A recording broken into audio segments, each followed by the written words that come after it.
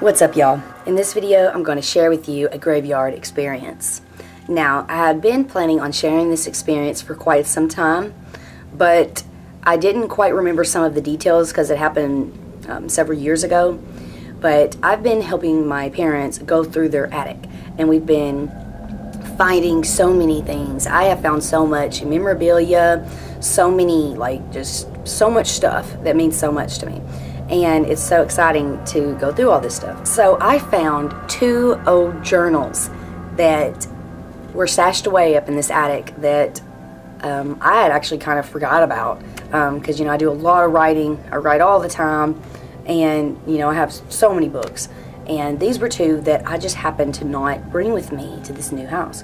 So I'm going to share with you this graveyard experience story that happened to me back, I believe it was August 7th of the year 2000. Let's get to it. I'm going to call this Night 1, which falls on August 7th of the year 2000. So it all starts one night when a friend and I decide to go to this graveyard that we've been hearing all kinds of stories about. It's way out in the country, down an old country road. It's like a gravel road to get to it. There's not any houses around it, but it's a really old graveyard. And we've been hearing a lot of stories about all kinds of different experiences that happen there that people have had, and also things that people have seen. Back then I was fascinated with graveyards. I would go to graveyards all the time. I was always trying to find anything on the internet in my location that would talk about anything that's haunted, anything where anyone's had experiences, and also any kind of graveyard or anything that was kind of set out, like old things, because I was and still am very fascinated with the unknown, and ghosts and graveyards and spirits and all kinds of stuff. So we go out to this graveyard. This is night 1, and we decide to just sit down, light some candles, and just kind of meditate while we're there, and just see if there's anything that comes up. And we were just sitting there and we were just meditating. On this night it was just me and one other person, and I like the name John, so we'll say his name was John. So we're sitting there, we're just relaxing, got a candle. All of a sudden, I remember feeling this cool breeze. And as I felt the cool breeze come by me, because I'm sitting here with my eyes closed and everything, I feel this cool breeze, and then I see the dimming of light. I open my eyes, and the candle flame's out. So we both look at each other, and we're like, okay, something must be here.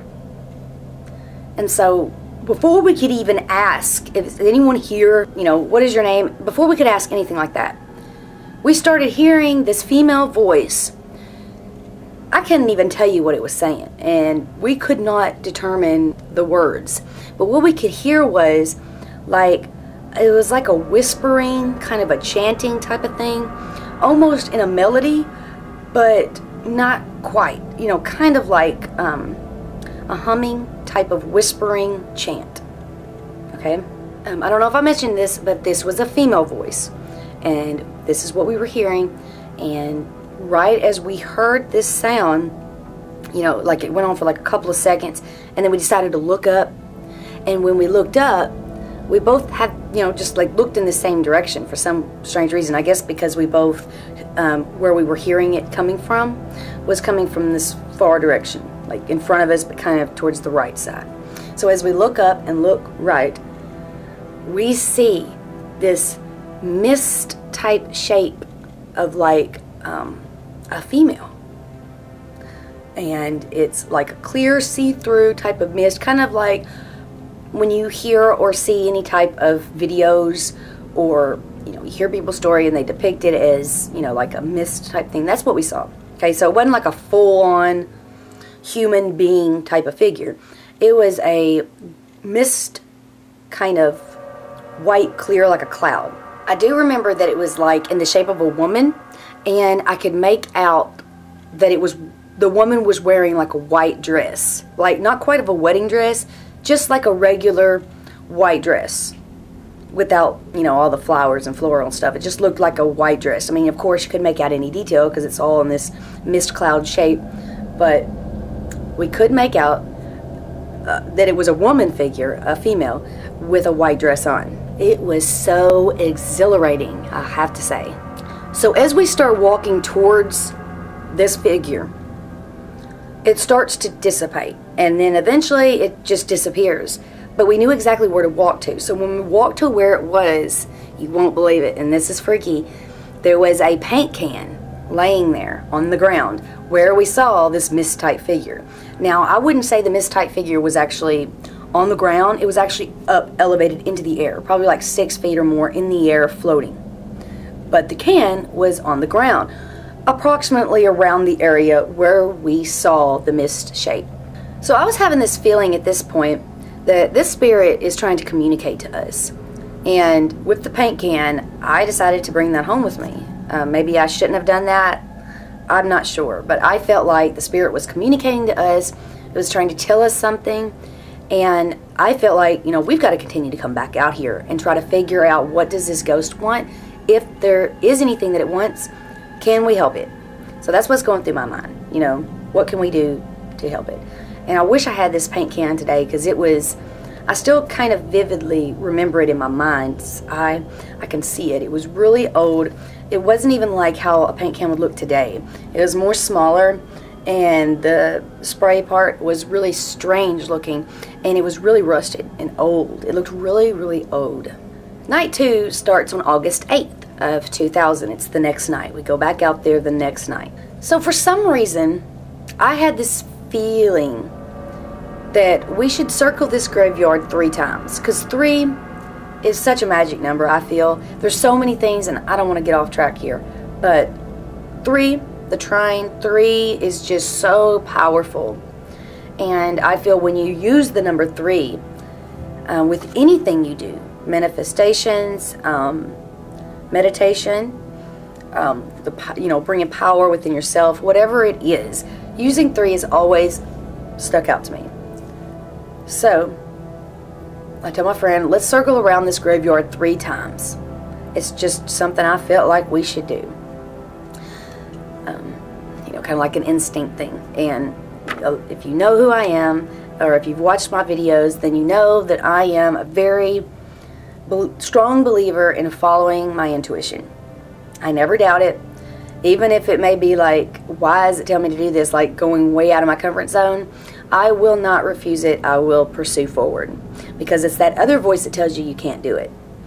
Anyway, back to the story. We start circling around it, because it was basically like, I wish I had a picture of it, but I don't. It's just a circle driveway, like you'd pull in, and then you'd go into the graveyard, and then it would circle back around, and you'd come out. And there was a big tree there too, I remember that. So we would I circled around it 3 times slowly, and I think we may have actually had the windows down and may have been saying, like, lady in the white dress, if you want to communicate with us, or if you have something to tell us, please tell us now. We're here to help. Circle around 3 times. On the 3rd time, when we pull out, this is another freaky thing, there's another paint can sitting propped up on the fence line. So we're like, oh my God, how'd they get there? Because it wasn't there the first 2 times we circled around. Because obviously we're paying a lot of attention to what's going on around us, because we're really trying to see if we can see this spirit, or see if we can see her anywhere. So we're really very observant. So on this 3rd time, when we find that, we're like, ooh, okay, there is definitely a spirit. This spirit is definitely wanting to communicate to us. What can we do to help this spirit? Now, it was late, and you're not supposed to be in a graveyard past midnight, or probably not even when the sun comes down. But this graveyard was way out in the country, so we didn't think anything of it. We wasn't really out there trying to break the law or do anything wrong. But for some reason, we saw a car that night, and when I saw the car, it freaked me out, so we left. So that's the end of night 2. Now, that's not the end of it. We still continue to go out there. So the next one is going to be night 3. Night 3 falls on August 9th. Basically, night 3, nothing happened. We went out there, we relaxed, meditated, lit a candle, tried to see if we could speak with the spirit, but nothing happened. It was just kind of really peaceful and quiet. So the 4th night that we go out there, it's like a WTF crazy type of event. I mean, it's like, it's mind-blowing. Now, some of you may be thinking, when I tell you this, you may actually not believe it. But that's okay. You know, it's a personal experience. You know, sometimes it's hard to really express a personal experience. And, of course, I'm not here to try to make you believe this. I'm just here sharing experiences I've had. So, here we go. Night 4. So basically, we go back out there on this 4th night. We have about 4 or 5 people with us this night. We decide to go ahead and light the candles. We set them in the 5-point position, in a pinnacle shape. And we sit down in the center of it. So, John had brought a friend out there with us. She was a female, kind of like someone he was kind of interested in at the time. They wasn't really dating, but anyway, that's unimportant. But anyway, I just wanted to kind of give you an idea of what's going on here. So we've got me, John, 2 other Johns, and the other girl. So, and this is so strange. It's like, it's almost like I don't even want to say it because it sounds so strange and crazy, but it's real. Okay, it's so real. We're sitting there. Cool breeze happens, candlelight goes out, and then she all of a sudden like kicks back and like as if she can't even breathe, and she's rambling on like all these random weird freaking thoughts. Like, we're like, what in the world is going on? You know, we're thinking something is gone horribly wrong. So she's like saying these things that I don't even think it's English. I don't know if it's like a ramble, or not a ramble, but I meant like gibberish. It was like it was some type of gibberish, or if it was a different language. But anyway, after about 2 or 3 seconds of that, her back chanting this weird stuff, looks forward, her eyes were like almost rolled back, and she turns to me and says a couple of things to me that this girl would never have known, nor would have John known either. And that freaked me out, like, totally. Because I'm not going to really say what it was, but it was just some personal things, because it's irrelevant to the story. But she just said, like, some really personal things to me that no one would ever known. And that was it. I mean, I was like, okay, guys, let's put this up. Maybe we should blow the candles, rest of the candles out, and let's get out of here. Okay, so we're beginning to think that we've manifested something here. We have actually really brought this spirit to its fullest power that it could possibly need to do something, or whatever the freak we thought. I mean, this was something else. So we start, you know, scrambling around, gathering the candles, getting everything, getting ready to go back to the car. Oh my God, you're not going to believe this, what happened next. But seriously, I told you about the tree that's there. You know, there's a big, huge old tree. Okay, now, this is just freaking mind-blowing, and I remember the experiences, this experience quite well. I mean, it stuck with me for a long time because it was so amazing. But the tree beside us, right before we left, just went and went out of flame. I mean, blew up. Like, just it's kind of like if you light a lighter and it just goes out instantly. That's what happened. I mean, I know it sounds completely crazy, but that's what happened. I mean, I wish I could get everybody together to explain that story, because it was unbelievable. Now, this flame, I mean, this tree, like, sparked up and went out just like that. I mean, it was freaking, it was bright. It was so bright. So we were thinking, you know, like, someone's going to see this. Someone's going to know that this happened. And there's no way we did it. It was definitely something supernatural, because nothing can just flame up and go right out. So we knew it was something spirit related. So we look up in the tree. Like I said, the 4th night is literally probably unbelievable to most people. You just, I guess, have to take my word for it and just know that spirits really can communicate in the strangest ways. But we look up, and there is that mist-shaped figured woman sitting there in the tree, and it looked like as if she had a cigarette or something, because you could see the you know, round flame on the tip. So we were like, oh my God, we've got to get out of here. I mean, we've done something we shouldn't have done. I mean, this was freaking us out completely. So we get in the car and we left. But here's the thing. I'm a very persistent type of person, and I just can't let something go without any type of explanation. So I decide we're going to go back out there another night. Now, when we went back out there like the 5th and 6th night, nothing happened. Nothing happened. I mean, we just thought like, okay, nothing's going on here. But I figured, hey, let's go back another night, one more night. This next night that we go back is the 7th night. It's a full moon. It's August 13th on a Sunday. So on the 7th night, we decided to take some flowers and some candles and stuff and just try to see if we could find this lady's grave. Maybe we could help her move on, because that was the whole idea of this whole thing, was trying to help this spirit, because we knew it needed something, you know, because the expressions that it was giving us, something, it was wanting something or needing something. So as we pulled into the graveyard, this is freaky too. I mean, but this is, I wouldn't really say this is, I don't know if this is going to be supernatural or spiritual or not, or if it's just like somebody else had gone out there and done this. But when we had pulled up into that driveway and circled back around to get to the front area right by that tree again, there was these types of letters and symbols. I couldn't make it out. And of course, I didn't have a camera. I don't know why I didn't carry a camera with me back then. It just makes me want to kick myself, because all this stuff that I experienced, I could have documented. But then again, I question this. Would I have had these experiences had I had a camera? Because a lot of times, you know, spirits like to keep this private as more of a personal experience rather than full-on proof. This night, there was about 8 or 9 of us. So while we were having the seance this night, everything seemed really still and silent and eerie. It was like time had stopped. Just, it was so still, eerie, and quiet. Like you would expect anything to happen at any moment.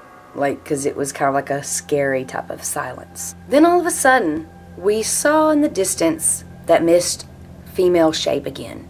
So we're like, okay, yeah, here we go. You know, now it's time to try to see if we can go over to this spirit, see what it wants, see if we can help it, see if we can encourage it to move on.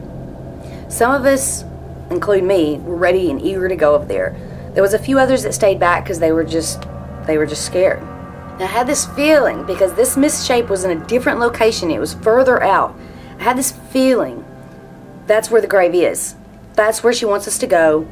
That's where the message is. That's where we need to go, right there, obviously. You know, she's appearing there, but it's like I could read the message that she was giving us, which was, come over here, you're going to help me by coming to my grave right here. So we started walking over there. So we kept walking, and we walked until we got to where the mist shape was. Now, as we were approaching and getting closer and closer to the grave or to the mist female shape, it was dissipating more and more and more, just slowly disappearing until as we got closer and closer, it was gone. So it's kind of like it was there to show us the way. But once we got there, it disappeared and was gone. So as we approached this grave and as we began to look closer into it to see if it had a name on it or the date or anything, we looked, and this is what it said. The name said K-A-Y, so it was like K something, we couldn't make out the rest, but the year was 1868 to 1908, so she must have been 40 years old when she died. But that wasn't the first thing that we saw. The first thing we actually saw was graffiti. And it's sad too, because someone had gone out there and graffitied that gravestone, that little small tombstone, because it was really old, really hard to make out, obviously, because it's, you know, so many years old. But yeah, someone had defeated it. So we were like, okay, this makes sense now with the paint cans she was trying to give us a sign with. So this was pretty sad because I was thinking, you know, there's no way we're going to be able to clean this off. If we get the graffiti off, maybe it will help this spirit move on or something. So basically we left. I spent a lot of time trying to figure out if trying to find who the owner was of this graveyard. So long story short, I found the guy. I called him up on the phone. I didn't tell him really that we had been going out there at night or anything, you know, of course, but I told him that we had gone out there to visit some family, and we noticed on one of the graves someone had graffitied the gravestone. As I spoke to this man, you could tell he was a really older man, and I advised him of what we saw. I asked if there was anything we could do. He said, no, I'll take care of it, and that was it. So I was like, okay, hopefully he'll actually take care of it, because, you know, a lot of people will say things that they'll do and of course don't do it. So basically about a month went by before we went back out to that graveyard. I wanted to give it a good amount of time to give the man enough time to do whatever he needed to do to get people to clean off that grave. And, you know, we're hoping that the spirit could move on from this. Like maybe the graffiti, you know, made it mad and it came back to its grave. I don't really know. That's not really something to explain here. Because of course I don't know what spirit's thinking. I just know that I've had a lot of experiences with them. I guess that's because I'm very open to it, and I don't know. I've had so many spirit communications, and still to this day there's a lot of things that go on. That's why I'm trying to share with you all a lot of these older experiences so I can build it up and share with you what's going on more recently. But anyway, we went out there after about a month. The grave was clean. I was very happy, so was John. And it was a very peaceful feeling. It's like the graveyard actually felt at peace now. So moral of that story is, I feel like we helped that spirit move on in some way, because since that spirit had died so long ago, they may not have had relatives that would come out to visit that grave. So we knew that we helped that spirit move on by, you know, paying attention to the signs that we were getting from the spirit, putting two and two together, trying to, raise this energy up so that we could help it. And that's exactly what we did, I feel. So if you have any graveyard experiences where something really freaky or scary happened to you, or if you've got any kind of story that you want to share about going to a graveyard, or possibly any other type of spirit communications, any type of situation where you may have helped a spirit move on, or you know of someone that has, or just anything, share with me below in the comments your experience with graveyards, spirits, haunted houses, anything that sticks out to you, any type of experience that you had that you still remember that is important to you and has helped you on your spiritual journey. Even if it hasn't helped you on your spiritual journey, well, it has, obviously, because every experience we learn from. So just share with me if you want to. I would love to read it. Share with me an experience that you've had. And I hope you all have a wonderful weekend, and I'll see you next time. Bye.